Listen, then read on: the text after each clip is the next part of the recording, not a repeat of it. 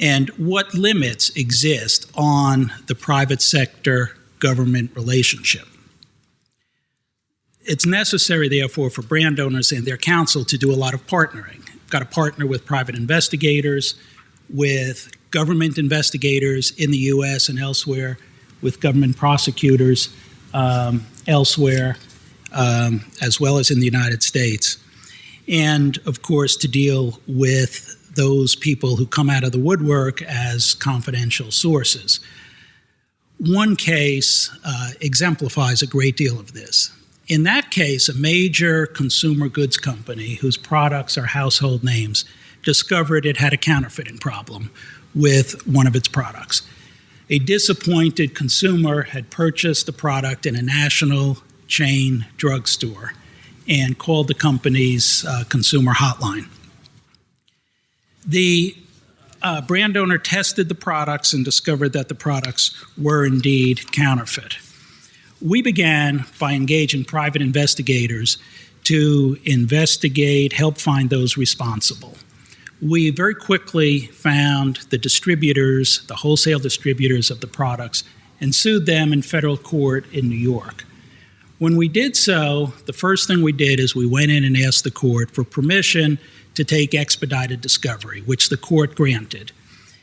We then issued a slew of non-party subpoenas to banks and telephone companies so that we could follow the flow of money and trace communications and the flow of communications without getting bogged down in the type of discovery disputes that's so common in civil litigation when you're taking discovery from the other parties.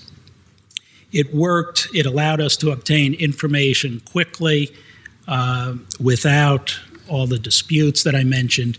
And we focused in very fast on the importer of the counterfeit products. When we found the importer, working with our private investigators, we put together enough information to go back to the district court and ask for permission to do an ex parte seizure. Court granted the request. We went out with the local law enforcement authorities and conducted a seizure at the guy's home, grabbed his computers and business records, which turned out to be invaluable. We did this with the help and the partnering of the local law enforcement folks. When we learned the identity of the counterfeiting kingpin, the guy behind the entire operation, who was counterfeiting well-known products for at least 6 or 12 different companies, we found he was located outside the United States. We put together a plan in that country which was unprecedented.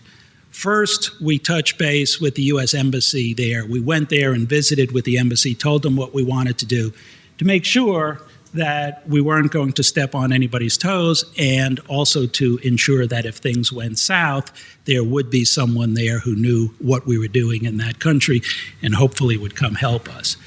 Our plan involved working with local counsel in that country, going to a judge, asking for permission there to do an ex parte seizure at the place of business of the counterfeiting kingpin, and importantly, to bring our own computer forensic experts into that country and have them accompany us on the seizure.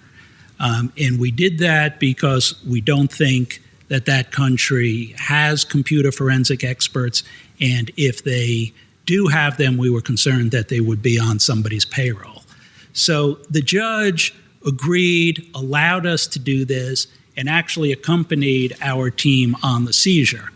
We got to the kingpin's place of business, and our computer forensic folks copied the hard drives, obtained hard copies of business records which were there, which resulted in a tremendous amount of information for us.